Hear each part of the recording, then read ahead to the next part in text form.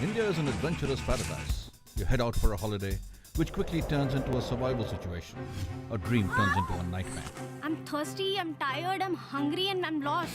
Shelter, water, and food become a priority. A fire to keep you warm. But how? I'm Chandan Lahiri from OTS Survival School. I'll give you some tips and show you some tricks to use in a self-reliant situation. Do not think problems can only happen to other people. It can happen to you. One way to lose body heat is through radiation. And when in the cold, lost, stranded, frustrated, with a definite possibility of sleeping out in the open, the threat of hypothermia is imminent. You need to conserve as much of your body heat as you possibly can.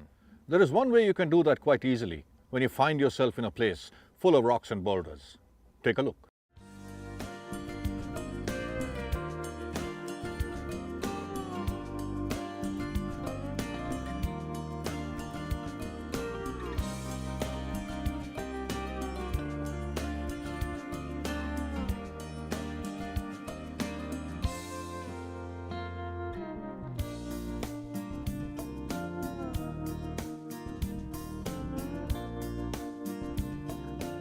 Personally, when I'm traveling into the wilderness, into the outdoors, I like a place like this. A place full of rocks, full of boulders, big boulders. The advantage of that is not only boulders are a good place to make shelter because of all the heat that it retains, which keeps you warm on a cold night. But the other advantage of a place like this, you'll find a lot of places which you can use to sleep under, to sleep in. There are caves, there are overhangs, there are protrusions like this. This is where I can actually get under and spend the night. And there's enough space for me to sit inside and lie down. This, I don't know what to call it. It's a rock overhang. This is a little dug out into the rock. I could also call it a small cave, but no, it's not really a small cave. It's a little place under this rock. It's a rock overhang, and I can sleep in here. All I need to ensure to make myself even more comfortable is to light a fire. And once I light the fire, I'll be warm, it'll cook my food, and it'll boil the water that I collected a little while ago. The other thing that will happen is I've seen some animal tracks around.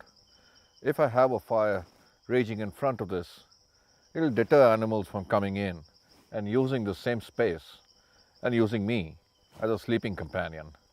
This is a nice place. It'll protect me from the elements. If it rains, if it snows, it won't snow here. It's covered from three sides. It'll protect me from the wind, and the fire will give me warmth. And the rock underneath, which is my bed,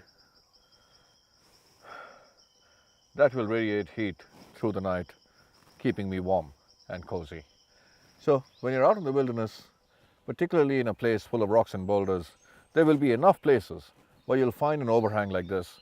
Find one that is large enough to accommodate you comfortably. Don't squeeze into a small one. This is a small one. I'll try and look around and see if I can find a bigger one. But even if I don't, this is one place that I'll find a good place to sleep, a good, comfortable place to sleep, and I'll be rested for tomorrow.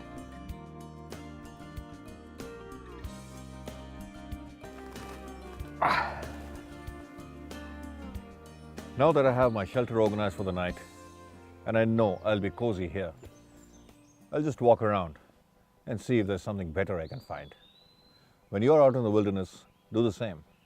Don't just settle for what you can find the first time. Look for options, and you will find options if you keep your eyes open. And don't think that you can survive out in the open, exposed to the elements. Hypothermia, it can happen to you. Learn to adapt, improvise, innovate, and overcome. To learn more tips and tricks, visit this site.